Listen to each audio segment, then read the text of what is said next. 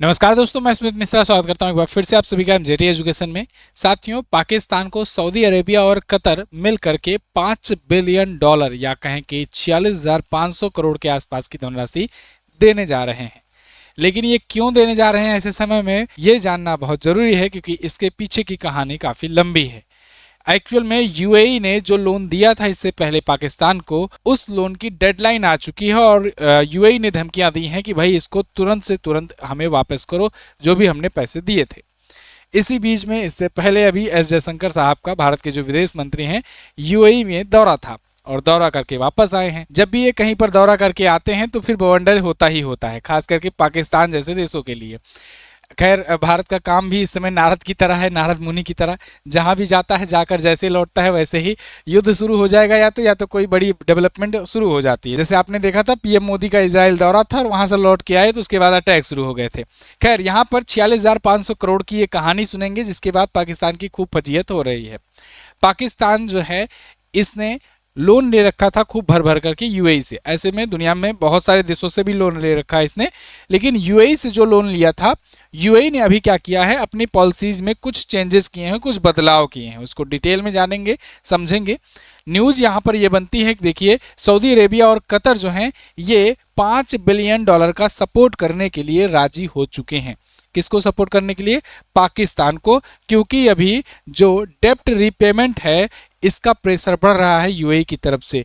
UAE से जो loan लिया था पाकिस्तान, उसकी लोन की, उस उधारी की चुकाने की रिपेमेंट की डेट आ गई है और इसके लिए प्रेशर बढ़ रहा था पाकिस्तान पर। तो पाकिस्तान फिर गया यूएई, सऊदी अरेबिया के पास और कतर के पास, कहा कि फिर से भीख दे दो और भीख दे दो जिससे हम उधार चुका पाएं। अच्छा, ऐसे ही आजकल गांव में खूब चल रहा है कि मतलब खूब छोटी मोटी कंपनियां जो हैं, जो ऐप एप्लीकेशन हैं, वो लोन बांट दे रही हैं।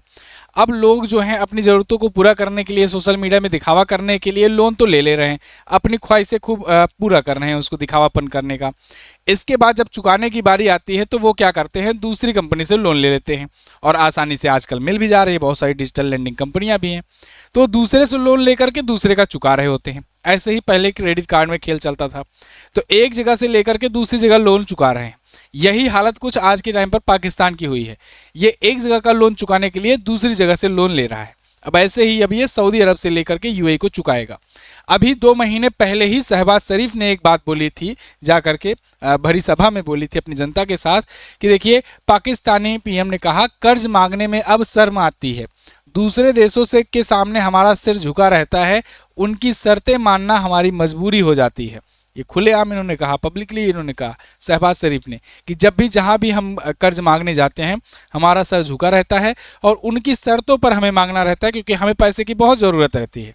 तो वो जो भी शर्तें लगाते हैं, जो भी इंटरेस्ट रेट लगाते हैं, उस इंटरेस्ट रेट पर हमें लेना पड़ता है, उनकी सारी शर्तें माननी पड़ती हैं, क्योंकि अल्टीमेटली हमें पैसा चाहिए होता है, एन केन प्रकार। अब आपके मन में सवाल आएगा कि बार बार ये सऊदी अरेबिया से ही मांगने क्यों जाता है और सऊदी अरेबिया मदद कर भी देता है क्यों? मतलब इससे पहले भी लोन बहुत सारे दिए हैं सऊदी अरेब ने, लेकिन उसके बावजूद फिर से लोन दे रहा है, फिर से मदद कर रहा है, ऐसा क्यों? इसके पीछे कारण ये है डिफेंस पैक्ट। आपको अगर याद हो, 17 सितंबर 2025 को सऊदी अरेबिया और पाकिस्तान के बीच में एक nuclear armed Pakistan mutual defence pact हुआ था। इस पर मैंने आपको वीडियो भी दी थी और उस वीडियो में मैंने आपको डिटेल समझाया था कि अब any attack on Pakistan will be considered attack on Saudi Arabia and vice versa. मतलब पाकिस्तान पर कोई अटैक होगा तो वो सऊदी अरेबिया पर अटैक माना जाएगा, और अगर सऊदी अरेबिया पर कोई अटैक होता है तो वो पाकिस्तान पर अटैक माना जाएगा। ऐसे में ये लोग अपनी क्षमताओं के अनुसार उसको रिटेलिएट करेंगे। मतलब ये कि अगर सऊदी अरेबिया पर कोई अटैक करता है, कोई न्यूक्लियर भी अटैक कर दिया, तो पाकिस्तान पर वो न्यूक्लियर अटैक माना जाएगा। और ऐसे में चूंकि पाकिस्तान न्यूक्लियर पावर्ड कंट्री है, तो पाकिस्तान न्यूक्लियर अटैक भी कर सकता है। तो इसलिए ये बड़ी खबर बनी थी और ये बड़ा डिफेंस पैक्ट बना था। तो इससे हुआ क्या था कि सऊदी अरेबिया को एक सिक्योरिटी मिल गई थी कि भाई हमारे पास न्यूक्लियर नहीं है, पाकिस्तान के पास न्यूक्लियर वेपन है, तो पाकिस्तान हमारी सुरक्षा करेगा जब भी हम फंसेंगे तो।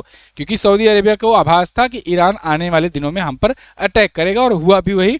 अभी आपने देखा कि जब अमेरिका ने अटैक शुरू किए ईरान पर, तो ईरान जो है ये सऊदी अरेबिया, यूएई, कतर, मतलब मिडिल ईस्ट के जितने भी देश थे जहाँ जहाँ पर यूएस के बेसेस थे, वहाँ वहाँ पर अटैक करने स्टार्ट कर दिए। तो ऐसे में सऊदी अरेबिया ने अपनी सिक्योरिटी के लिए ये डिफेंस पैक्ट साइन किया था सितंबर 2025 में ही पाकिस्तान से।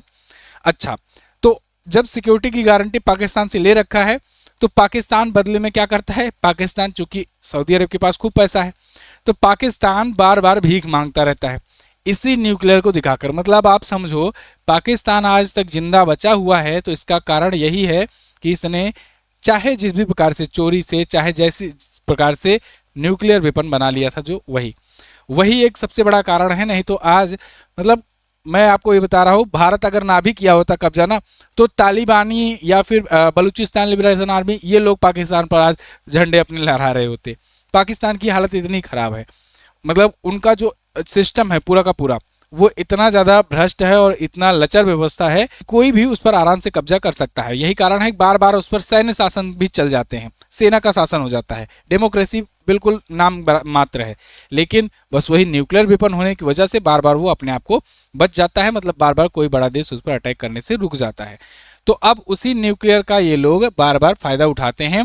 सऊदी अरेबिया को कहेंगे कि हम तुमको संरक्षण देंगे, तुम हमको बस पैसा देते जाओ। तो अभी ताज़ा मामला क्या हुआ, ताज़ा मामला ये हुआ कि एक्चुअल में यूएई ने इनको लोन दिया है, कई संदर्भ में कई टर्म में इनको लोन दिया है। टोटल अगर बात करें तो 3.5 अरब का यानी 3.5 बिलियन डॉलर का इनको लोन दिया है, करीब करीब होता है 29,000 करोड़ रुपए का।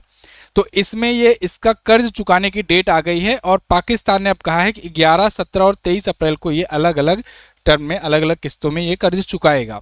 एक्चुअल में यूएई ने कर्ज चुकाने को लेकर अपनी नीति में बहुत बड़ा परिवर्तन किया है। पहले क्या था, ये कर्ज का रोल ओवर की पॉलिसी अपनाता था। रोल ओवर मतलब कि इसको थोड़ा एक्सटेंड मिल जाता था, बार बार वो कहता था चलो ठीक है इतना कर्ज है, अगर नहीं दे पाए इंटरेस्ट बढ़ा, फिर से कर्ज कंटिन्यू हो गया, बाद में दे देना, लेकिन इंटरेस्ट बढ़ गया, ये होता था।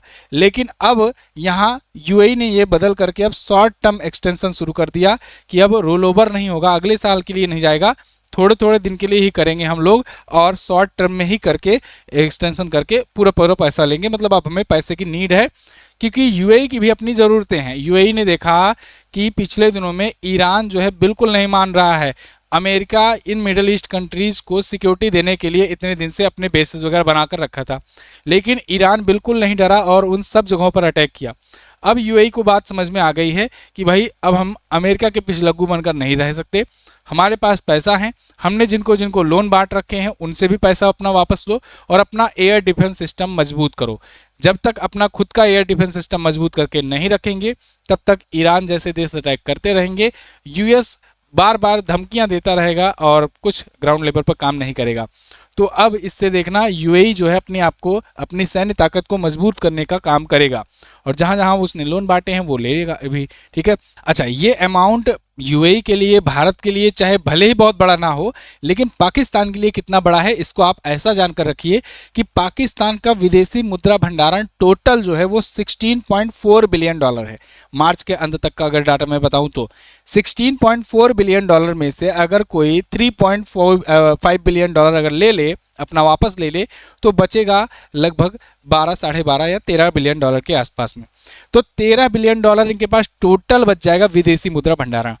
इनकी करेंसी और गिरना शुरू हो जाएगी, चीज़ों के दाम और बढ़ना शुरू हो जाएंगे, तो और मतलब लगभग 20% का इफेक्ट आएगा अगर पाकिस्तान के विदेशी मुद्रा भंडारण पर अगर यूएई को पूरा पूरा पैसा तुरंत देना पड़ जाता है तो, और देना पड़ेगा। ऐसे में इन्होंने एक बार रिक्वेस्ट डाली थी यूएई से कि भाई हमारा थोड़ा पैसा, थोड़ा और समय दे दो, जैसा कि हर बार करते हैं 6.5% ब्याज पर। लेकिन यूएई इस बार कहा कि नहीं, अब हम ऋण की अवधि नहीं बढ़ाएंगे, अब हम शॉर्ट टर्म लोन की नीति अपनाएंगे कि अब जो लोन दिए हैं उसको छोटे समय के लिए ही देंगे, अब रोल ओवर नहीं करेंगे, लंबे समय तक उसको नहीं खींचेंगे। टोटल अगर बात करें 3.5 बिलियन डॉलर में, तो 2018 में 2 बिलियन डॉलर लिया था ये यूएई से, 2023 में 1 बिलियन डॉलर लिया था और 1996-97 में 450 मिलियन डॉलर लिया था। तो तब ये टोटल मिलाकर इतना होता है, जिसमें भुगतान अब इसको 11 अप्रैल से 23 अप्रैल के बीच 3-4 किस्तों में वापस करना है, 11 अप्रैल, 17 अप्रैल, 23 अप्रैल को। तो अब इनके पास टोटल 10 से 11 दिन बचे हुए हैं कि चाहे 2-3 किस्तों में दे दो, चाहे 23 अप्रैल तक पूरा फुल्ली फाइनल कर दो। अगर नहीं करोगे तो फिर उस पर फिर और ज़्यादा या तो इंटरेस्ट बढ़ाएगा या जो भी प्रकार का सैंक्शन या व्यापार जो भी कुछ एक्शन लेना होगा वो यूएई लेगा। तो इससे 20% तक का इसका मुद्रा भंडारण इफेक्टिव होगा। अच्छा, बात यही नहीं है, बात अभी आईएमएफ वाली भी है। आपको अगर याद हो तो जब ऑपरेशन सिंदूर हुआ था तो उस दौरान एक बात बहुत उठ रही थी कि अमेरिका जो है ये आईएमएफ के थ्रू लोन दिलवा रहा है पाकिस्तान को, और अमेरिका जब आईएमएफ के थ्रू लोन दिलवा रहा है तो ऐसे में पाकिस्तान फिर से लोन पा करके फिर वही टेरर करने वाला काम करेगा, फिर से अपने आप को मजबूत करेगा, जो भी नुकसान भारत ने पहुंचाया है वो फिर से रिकवर हो जाएगा। आईएमएफ जब जब लोन देता है तब तब वो भी अपनी शर्तें रखता है। तो एक दो बार ये बार बार अमेरिका के पिछलग्गू होकर के लोन तो लिवा लेते हैं किसी न किसी प्रकार से, लेकिन आईएमएफ जब लोन दे देता है तो उसके बाद उसको निकालने के लिए या कहीं रिकवर करने के लिए अपनी शर्तें रखता है। और वो शर्तें जो हैं, जो इस बार आईएमएफ ने दी हुई हैं, वो क्या हैं, किस प्रकार है, इसको देखिए। आईएमएफ ने पाकिस्तान में खराब आर्थिक स्थिति को संभालने के लिए 3 साल का प्रोग्राम शुरू किया था और उसने $7 बिलियन की मदद करने की घोषणा की थी कि हम $7 बिलियन देंगे, जिसमें $1.3 बिलियन ऑपरेशन सिंदूर के दौरान दिया गया था इसको। अब इसके बदले आईएमएफ ने शर्त रखी थी कि पाकिस्तान के जो बड़े कर्जदाता हैं, जैसे सऊदी अरब हो गए, चाइना हो गए और यूएई हो गए, ये अपने कर्ज या कहें अपने पैसे 3 साल तक बनाए रखेंगे पाकिस्तान में। मतलब ऐसा ना हो कि पता लगे कि हम तुम्हारे यहाँ हम तुमको कर्ज दे रहे हैं और फिर हमें लेना भी है। आईएमएफ शॉर्ट टर्म के लिए लोन देता है, वर्ल्ड बैंक लॉन्ग टर्म के लिए लोन देता है। तो आईएमएफ ने कहा ऐसा ना हो कि हम तुमको लोन दें और लोन जैसे ही तुम पाओ तो उसमें बाकी कर्जदाता जो हैं उनके लोन चुकाने लगो, जैसे अभी सऊदी अरब के यूएई मांग रहा है तो सऊदी अरब से लेकर दे रहे हैं। ऐसा हमारे टर्म में ना करना, नहीं तो पता लगा हमारा पैसा लेकर के तुम उड़ा दोगे। आईएमएफ ने कहा अगर हम पैसा देंगे तो हम देखेंगे कि इन पैसों का तुम करोगे क्या। मतलब जैसे आप बैंक के लिए, जैसे मान लो एक बिजनेसमैन हो आप बैंक में अप्लाई करते हो, हम अपने बिजनेस को बढ़ाने के लिए लोन चाहिए, तो बैंक का कर्मचारी बाकायदे आता है, आपका फर्म चेक करता है, आप कौन सी मशीन लगाओगे, कौन सा क्या, मतलब आपको पूरा पूरा उसका कोटेशन बना करके देना होता है। ऐसे ही पाकिस्तान को जब आईएमएफ ने लोन दिया तो पाकिस्तान बाकायदे बता करके बताया कि हम कहाँ कहाँ पर इसका यूज करेंगे और कैसे अपना इकोनॉमी बढ़ाएंगे और कैसे अपना कमा करके अपना तब आपका लोन चुकाएंगे और फिर बाकी का पैसा अपने पास रखेंगे। तो ये आईएमएफ ने बताया था, आईएमएफ को पाकिस्तान ने बताया था।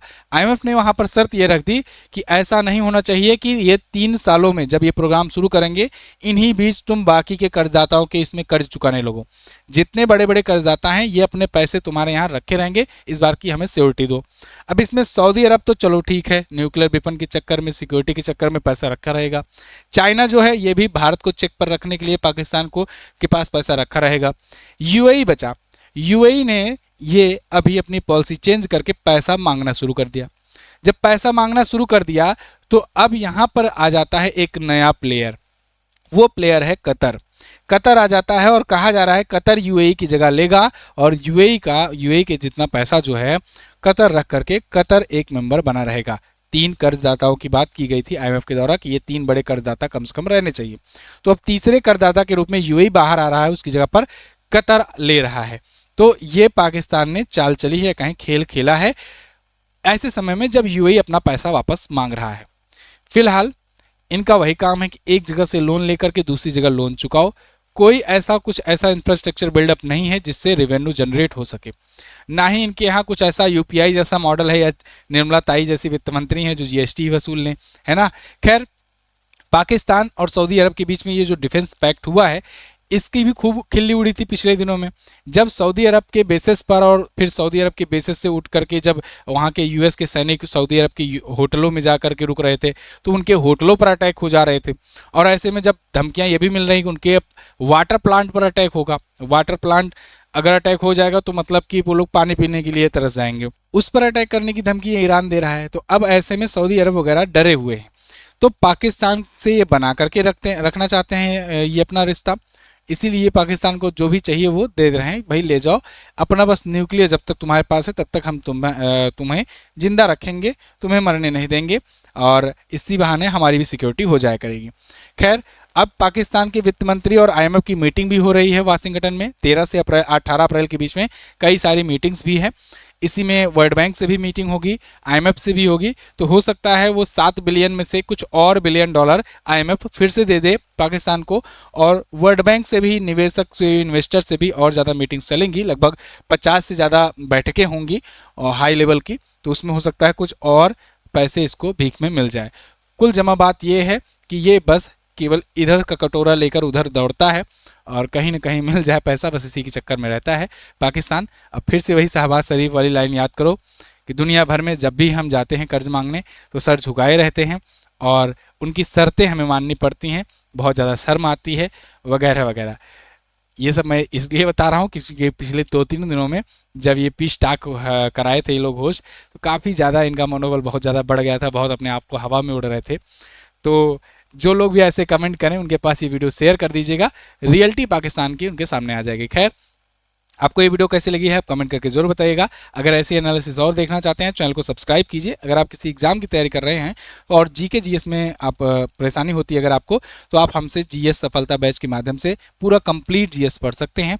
बहुत ही कम दाम में आपको ये पूरा का पूरा बैच मिल जाएगा एमजेटी ऐप पर, और इसके जरिए आप सारे सब्जेक्ट की तैयारी कर सकते हैं। MJT app Google play store पर मिलेगा, हमारा अपना ऐप है, और इसके जरिए आप इस बैच से ज्वाइन हो सकते हैं। और मंथली, वीकली, इसके अलावा 6 मंथ की, 3 मंथ की ऐसे ई बुक्स भी बहुत सारी आती हैं, तो वो सब भी आपको यहाँ पर मिल जाएंगे। Thank you so much. जय हिंद, वंदे मातरम।